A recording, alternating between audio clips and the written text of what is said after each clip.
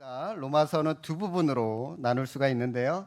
1장부터 11장까지, 크게 1장부터 11장까지 믿음의 문제에 대해서 그리스도인의 믿음의 내용이 무엇이며 또 믿음의 대상이 누구인지를 다루고 있는 부분이 있고요.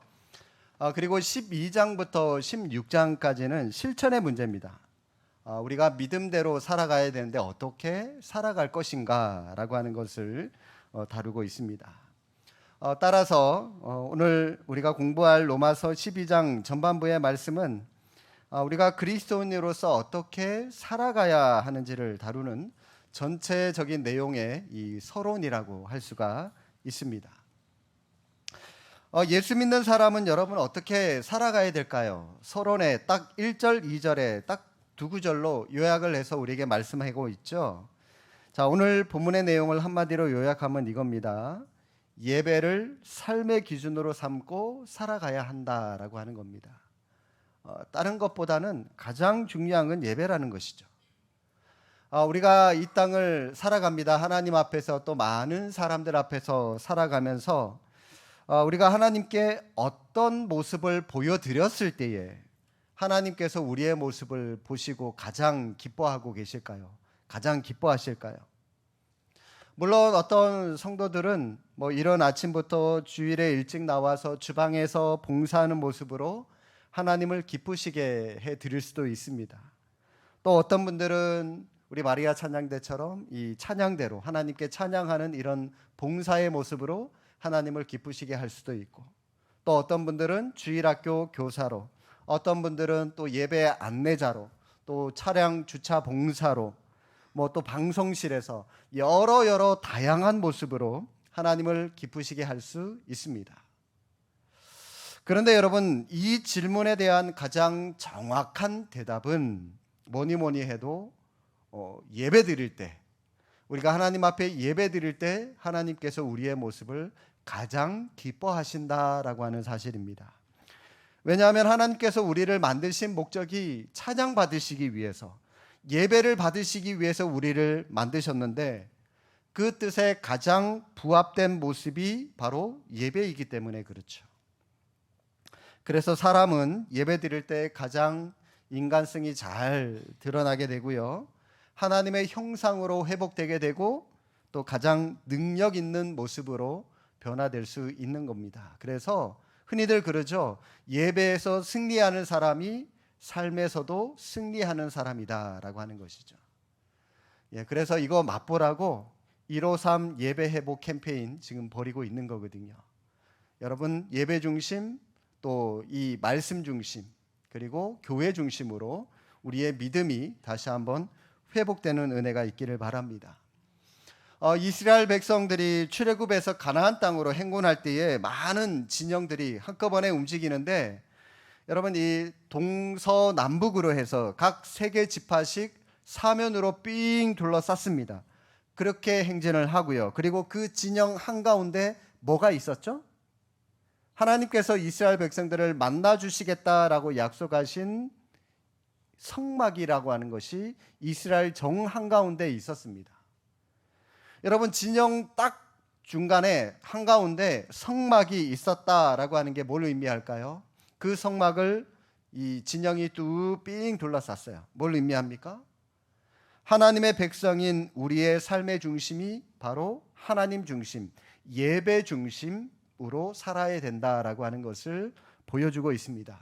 자, 이 사실을 여러분들이 염두에 두시고 오늘 말씀을 한번 보실까요?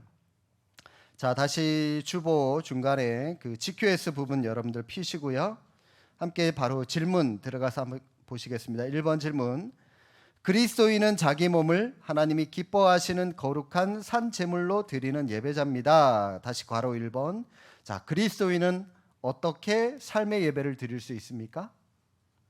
자, 1절에 말씀하시죠. 자기 몸을 하나님께서 기뻐하시는 거룩한 뭐로 드려라? 산 제물로 드려라. 자, 그런데 여러분, 이 1절 말씀 이해가 되십니까? 1절 말씀, 우리 자신을 거룩한 산 제물로 드려라 라고 하는데, 여러분, 사실 이 말은요 말이 안 되는 말이에요. 왜냐하면 원래 이 제물이라고 하는 것은 죽여서 드리는 겁니다. 산채로는 못 드려요.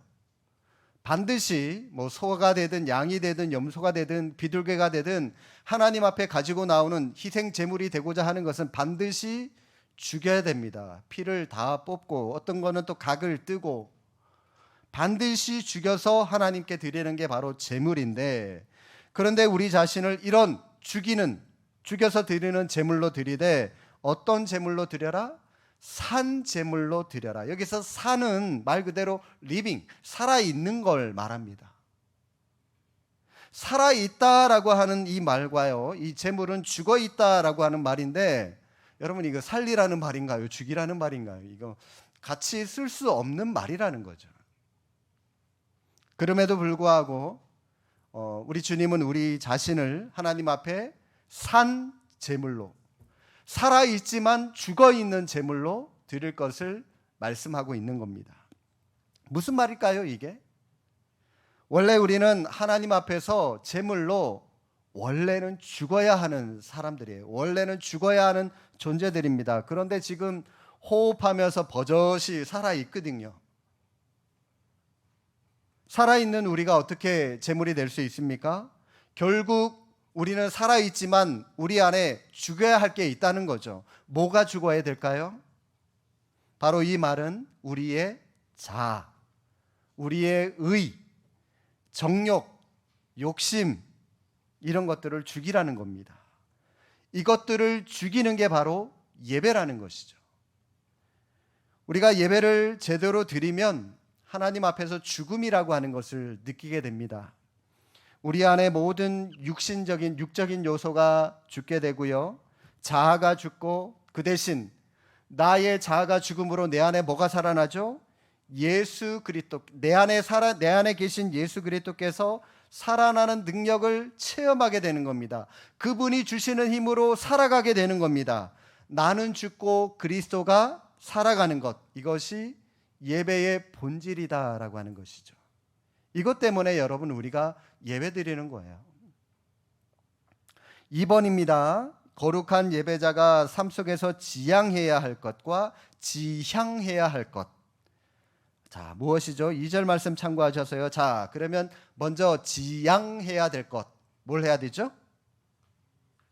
뭘 본받지 않는 거? 이 세대를 본받는 것을 지향해야 되시고요. 본받으면 안 됩니다.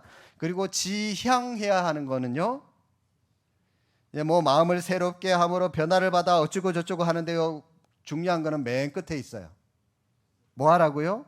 분별하며 살아가는 겁니다. 하나님 앞에서 하나님의 것과 하나님의 것이 아닌 것을 분별하며, 하나님의 것이 아닌 것은 나에게 어떠한 유익이 있더라도 그거 포기할 줄 아는 것, 하나님의 것이라면 비록 그게 나에게 손해가 되고 희생이 필요하다 할지라도 그거 붙들고 살아가는 것, 이런 분별력을 가지고 살아갈 것을 우리에게 말씀하고 있습니다. 자, 먼저 지향, 이 세대를 본받지 마라 라고 말씀하는데, 여러분 이 세대의 문제점이 무엇이길래 도대체 주님께서 본받지 말라고 말씀을 하시는 걸까요? 이 세대의 특징은 믿음이 없다는 겁니다. 믿음이 없어요, 사람들이. 많은 사람들이 불신과 의심 속에서 살아가고 있습니다. 그 이유가 뭡니까? 자기가 충분히 사랑을 받지 못하고 있다고 생각하기 때문입니다. 이런 사람들은 사람에 대한 믿음이 없기 때문에 그 사람의 말을, 남의 말을 잘 듣지 않는다는 거죠. 예를 한번 들어볼까요? 아내에게 사랑을 받지 못한다고 생각하는 남편이 있습니다. 그러면 그 아내를 못 믿어요. 사랑을 받지도 못하는데, 사랑을 느끼지를 못하는데 내가 그 아내를 어떻게 믿겠습니까? 당연히 못 믿죠. 그러면 아내의 말도 믿지 않습니다. 못 믿으니까 말도 안 믿어지죠. 아내가 여보, 이거 몸에 좋은 거니까, 인삼이니까 꼭 마셔야 돼, 건강해야 돼 하고 아내에게 이 인삼이든 한약을 달여서 이 아내가 남편에게 달여서 줘도 남편은 속으로 야, 이거 독탄 거 아니야? 이거 독약 넣은 거 아니야? 네. 의심할 수밖에 없죠. 왜요? 사랑 못 받으니까. 마찬가지로 이 시대의 문제점은요, 하나님의 말씀이 잘 들리지 않는다는 겁니다. 왜냐하면 사랑이 있어야 믿음이 생기고 믿음이 있어야 말씀을 들을 수가 있는데 하나님의 사랑을 도무지 깨닫지 못하니까 하나님을 향한 믿음이 생길 리가 없는 겁니다. 그래서 이 세상에 사랑 없음과 믿음 없음을 본받지 마라라고 주님께서 우리에게 이런 말씀을 주신 것이죠. 그 대신 뭐 하라고요? 하나님의 선하시고 온전하신 뜻이 무엇인지 분별할 수 있도록 분별의 지혜를 가져라라고 말씀을 하시는 겁니다. 변화를 받으면 하나님의 뜻을 분별할 수 있게 됩니다.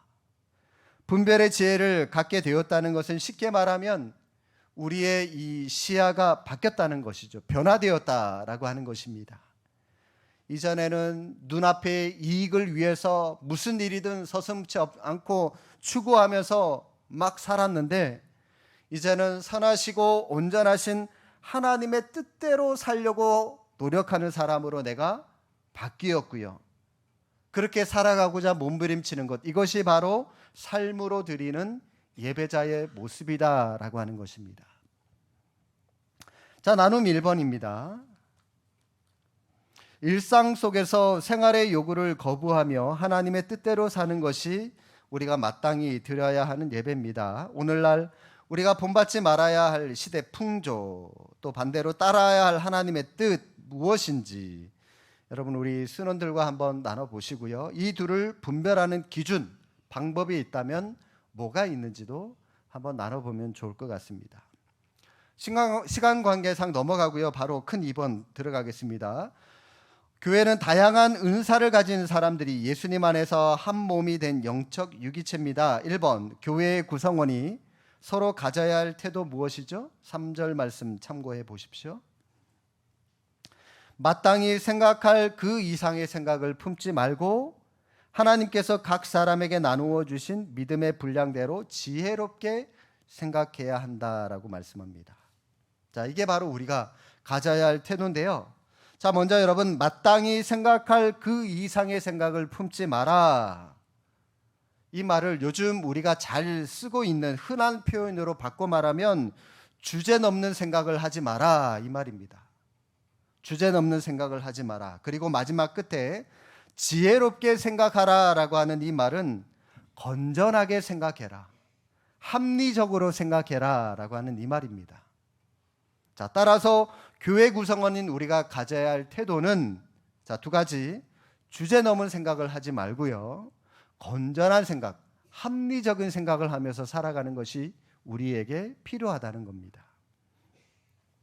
주제 넘은 생각이라고 하는 것은 주제권이 나한테만 있다라고 생각하는 겁니다.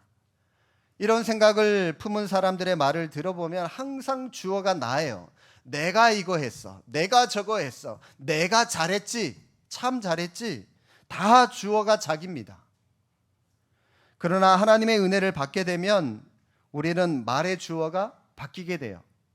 내가 아니라 하나님이 그렇게 하셨다고.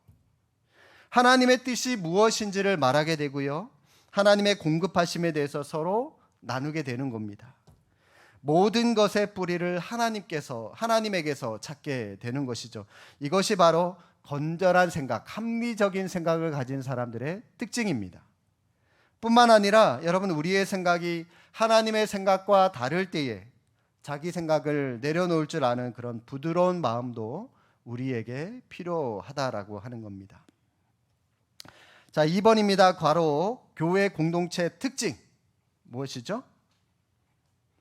4절 5절에 보니까 다양한 은사를 가진 다양한 사람들이 모인 곳이지만 예수 안에서 한 몸이 된 공동체, 이것이 바로 교회 공동체의 모습입니다.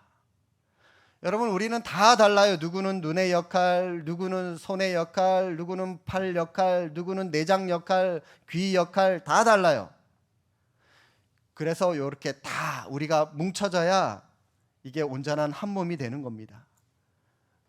다 우리가 여러분 입의 역할만 한다면 눈의 역할 누가 하겠습니까? 팔의 역할 누가 하겠습니까? 다 입으로 서로 일하기만 하고, 입으로 말하기만 하고, 입으로 싸우기만 하고. 여러분, 일이 안 돼요. 교회 공동체라고 할 수가 없는 겁니다. 누구는 이런 역할, 누구는 저런 역할, 이게 모여서 유기적으로 하나의 이 유기적인 공동체, 이게 바로 교회 공동체가 되는 것이죠. 우리는 한 몸에 있는 지체입니다. 우리는 각자 그리스도 안에서 팔, 다리, 눈, 코, 입, 각자 다 다른 지체들이죠. 서로 이렇게 한 몸이라고 하는 지체 의식을 갖게 되면 거기서부터 팀워크가 생기게 되는 겁니다. 이런 지체 의식이 있으면 이 그리스도의 몸이라고 하는 전체 안에서 그러면 내가 어떤 역할을 감당해야 하는지를 생각하게 되는 것이죠. 하나님은 우리 각자 한 사람 한 사람에게 각자에게 맞는 그 역할을 주셨어요. 지체에 맞는 역할을 주셨습니다. 또 그 역할을 감당할 수 있도록 은사도 주셨어요. 그 역할을 감당해야 교회라고 하는, 우리 수원 제2교회라고 하는 주님의 몸된 공동체가 온전히 설 수 있는 것입니다. 손은 손으로서의 역할을 잘 감당하고, 발은 발로서의 역할을 감당하고, 입은 입으로서의 역할을 감당할 때 교회 공동체가 온전히 설 수가 있는 것이죠. 자, 3번입니다. 각 지체는 교회 공동체에서 어떤 자세로 봉사를 해야 됩니까? 6절에서 8절 보니까 요약하면 이렇죠. 각자 자기가 맡은 자리에서 하나님이 주신 은사대로 신실하게 봉사해야 된다라고 하는 겁니다. 조금 전에도 말씀드렸듯이 하나님은 우리 각자의 이 역할에 맞는 사명을 주셨고요.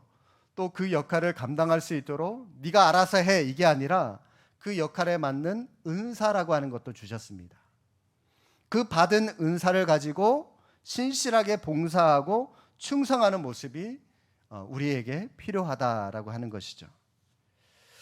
자, 여러분, 나눔 2번입니다. 하나님이 각 사람에게 다양한 은사와 직분을 주신 이유는 교회를 한 몸으로 세우기 위함입니다. 자, 하나님께서 내게 주신 은사가 무엇인지, 이 은사를 공동체 안에서 어떻게 활용해야 하는지 서로 나눠봅시다라고 하는데, 자, 여러분, 자기가 가진 은사가 어떤 은사인지 어떻게 알 수 있을까요? 내가 어떤 은사를 가지고 있는지 어떻게 알 수 있을까요? 요거 예전에 한번 제가 말씀을 드린 적이 있는데 2년 전에 제가 이 말씀을 드렸기 때문에 아마 많은 분들이 다 잊어버렸으리라고 확신이 들고요. 그 마음으로 다시 한번 복습해서 말씀을 드리면 세 가지를 체크하면 됩니다. 이거는 여러분 은사뿐만이 아니라 이 천직을 발견할 때도 좀 참고하시면 되니까 여러분 자녀나 손주들에게도 요 세 가지를 알려주시면서 직업 선택하라고 많이들 권면해 주시면 좋을 것 같아요. 그래서 여러분 마음에 좀 담아주시면 도움이 될 것 같은데, 첫 번째는 내가 행복한가라고 하는 겁니다. 행복하셔야 돼요. 내가 그 일을 하는데 짜증나면 안 되잖아요. 어떤 일을 할 때는 나한테 기쁨이 있어야 돼. 1차적으로 내가 기뻐야 되고 행복해야 됩니다. 내 행복을 위해서, 내 기쁨을 위해서 일단은 내가 그 일을 하는 겁니다. 돈은 둘째예요. 돈은 둘째입니다. 무조건 돈 많이 버는 데로 가라, 여러분, 이거 아닙니다. 무조건 사회적으로 사람들이 많이 인정해주고 알아주는 데로 가라, 이것도 아닙니다, 여러분. 우리는 예수 믿는 자들로서 틀려야 됩니다. 직업 고르는 것도, 은사라고 하는 것도 우리는 저 세상 사람들하고 틀려요. 그래서 첫 번째는요, 내 행복을 위해서 일을 해야 되고요, 직업을 찾아가야 되고요, 내 행복을 위해서 그 은사를 발휘할 줄 아셔야 되고요. 자, 그리고 두 번째는 그 일을 잘 할 수 있는 달란트가 나한테 있느냐라고 하는 겁니다. 저는요, 노래 부를 때 굉장히 행복해요. 굉장히 행복해요. 그런데 저는 노래를 잘 못 불러요. 그래서 가수를 못 하고 있어요. 네. 비웃음은 건강에 겁나게 안 좋습니다. 네. 이 행복도 좋지만요, 그 일을 잘 할 수 있는 어떤 달란트를 받아야 됩니다. 노래 부르는 거 좋아하면은 노래 부르는 은사도 있어야 되고, 춤추는 거 좋아하면은 춤추는 은사도 있어야 되고, 이거 잘 하셔야 돼요. 그래야지 일단은 하나님께 받은 은사라고 할 수가 있고요. 자, 그런데 여러분, 이 노래 부르는 거 두 번째, 저는 그런 달란트를 받지 못했기 때문에 이 노래라고 하는 것은 저의 은사가 아니에요. 또 그것을 저의 업으로 삼지도 못합니다. 그리고 마지막 세 번째는요, 옳은 일이냐라고 하는 겁니다. 옳은 일이냐, 내가 하고 있는 그 일이.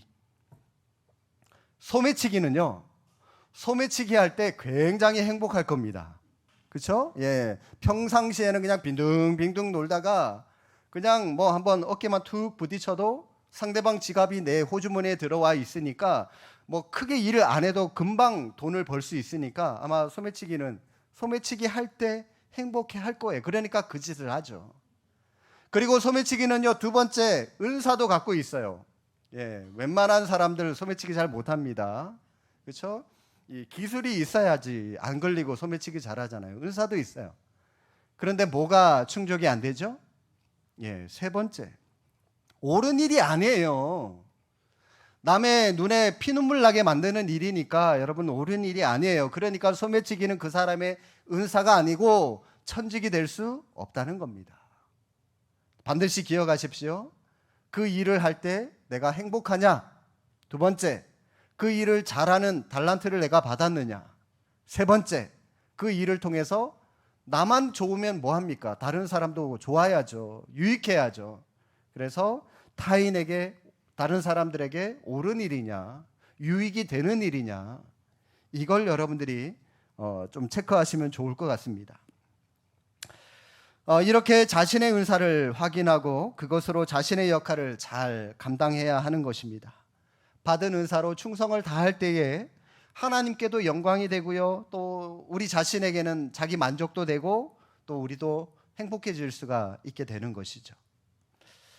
자, 나눔 3번. 하나님은 다양한 사람을 교회로 불러 각 사람에게 적합한 은사와 직분을 주셨습니다. 따라서 우리는 서로 은사와 직분을 비교하며 경쟁하지 말고 존중해야 됩니다. 다양한 사람들과 어울려 하나님 나라와 교회를 위해 협력했던 경험들이 있다면, 또 혹은 앞으로 이런 모습들이 필요하다면 어떤 모습이 필요한지 그것도 한번 나눠보시면 좋을 것 같습니다. 자, 여러분 6절부터 8절까지 보시면 은사의 종류가 쭉 나오죠. 어떤 것들이 나오는지 눈으로 한번 보실까요? 6절에 보니까 하반절에 예언이라고 하는 은사가 나오고, 7절에 보니까 섬김, 가르침, 그리고 8절에 보니까 위로, 그리고 구제, 다스림, 긍휼함, 토탈 7가지 정도의 이 은사의 종류가 나오는데 이 외에도 굉장히 많아요. 우리 제자훈련 받으시는 분은 하반기 때 이 은사하고 관련돼서 은사 테스트라고 하는 게 있거든요. 저랑 한번 할 텐데 그때 가서 한번 해보도록 하고요. 자, 그런데 여러분이 이 7가지 은사 그 외에 뭐 다른 은사들도 굉장히 많이 있습니다. 이 은사들을 다 한꺼번에 다 갖고 있는 사람이 있습니까? 아무도 없어요. 우리는 기껏 해봐야 1개, 어떤 사람은 2개, 3개, 많아봐야 뭐 2개, 3개 정도지 다 갖고 있는 사람은 아무도 없어요, 우리 중에. 그래서 하나님은 우리 곁에, 여러분 곁에 이런 다양한 갖가지 여러 은사들을 가진 사람들을 우리에게 붙여주셨어요. 그래서 서로 협력하고 서로 도와주고 함께 유기적으로 주님의 몸된 교회를 세워가게 하기 위해서 여러 사람들을 붙여주신 겁니다. 지체의식을 가지고 동력자와 함께 그리스도 안에서 한 몸을 이뤄라. 서로 다른 은사로 맡은 자리에서 주님을 섬기라는 것이죠. 하나님은 우리에게 주제넘은 생각하지 마라 라고 말씀을 하셨습니다. 그리고 건전한 생각만을 품을 것을 말씀을 하셨습니다. 우리는 하나님의 은혜로 생각이 변화되면 지체의식을 갖게 됩니다. 그러면 그리스도의 몸 전체에서 이 교회 안에서 내가 나의 역할 무엇인지를 깨닫게 되고요, 충성하는 인생을 살아갈 수가 있게 되는 것이죠. 그것이 진짜 하나님 앞에서 또 사람들 앞에서 잘 살아가는 그런 인생의 모습입니다. 하나님께 영광이 되고 우리 자신도 만족하며 열매 맺는 인생이 되기 때문이죠. 하나님의 은혜로 생각이 변화되어서 지체의식을 가지시고요, 그래서 하나님을 잘 섬기고 이웃을 돕는 믿음의 사람들이 되시기를 주님의 이름으로 축복합니다. 기도하겠습니다.